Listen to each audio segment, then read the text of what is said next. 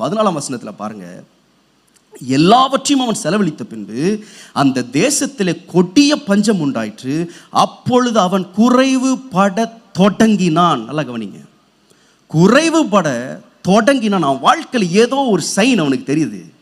என் வாழ்க்கையில் ஒரு குறைவு ஆரம்பிக்குதுப்பா. ஒரே நாள் அவன் ஏழையா மாறல. ஒரே நாளில் அப்பா வீட்டிலேருந்து வெளியே வந்த அடுத்த நிமிஷம் அவன் எல்லா பணத்தையும் இழக்கல. அவனை பற்றி ரொம்ப அழகாக எழுதியிருக்கு, அவன் குறைவுபட தொடங்கினான். அப்போனா கொஞ்சம் கொஞ்சம் கொஞ்சம் கொஞ்சம் கொஞ்சமாக குறையுது. அப்போ என்ன அர்த்தம்னா, கொஞ்சம் கொஞ்சமாக அவன் சைனை மிஸ் பண்ணிகிட்டே இருக்கிறான்.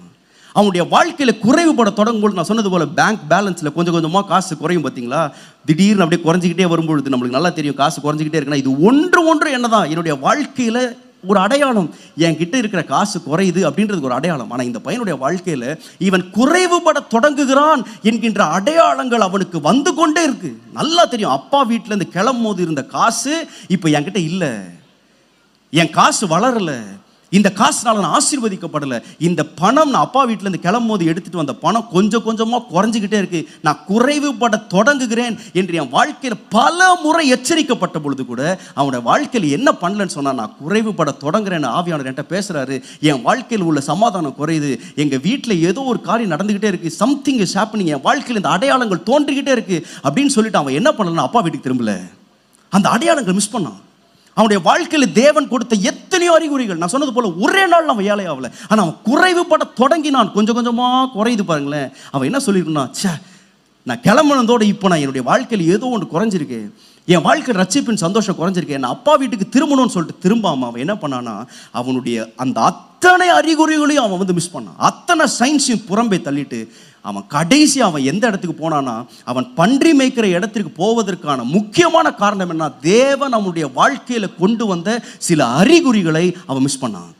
தேவன் அவனுக்கு காட்டின சில அடையாளங்கள் அவனுடைய வாழ்க்கையில் அவன் புரிந்து கொள்வதற்காக தேவனுடைய வாழ்க்கையில் அந்த குறைவுபட தொடங்குகிற ஒரு அனுபவம் கொஞ்சம் கொஞ்சமாக குறையும் பொழுது அவன் இல்லை நான் அப்பா வீட்டுக்கு போயிருந்தான், அவன் நிச்சயமாக பன்றி மேய்க்கிற இடத்திற்கு அவன் போயிருக்க வேண்டிய அவசியமே இல்லை. He began, அவன் குறைவுபட தொடங்கினான்.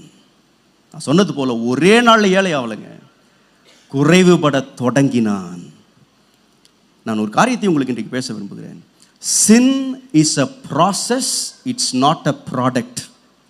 இதே போலதான் பாவம் என்று சொல்வது அது ஒரு தொடர்ச்சியான ஒரு சம்பவம், அதாவது அது ஒரு ப்ராசஸ், ஒரு படிப்படியாக நம்மை அழிக்கிற ஒரு காரியம். It is not a product. அது ஒரு ப்ராடக்ட் கிடையாது. கடையில் போய் வாங்கி நம்ம உடனடியாக பாவியாய் மாறுகிற ஒரு ப்ராடக்ட் கிடையாது. நம்ம யாருமே சொல்ல முடியாது, நான் நல்லா போயிட்டே இருந்தேன் பிரதர்,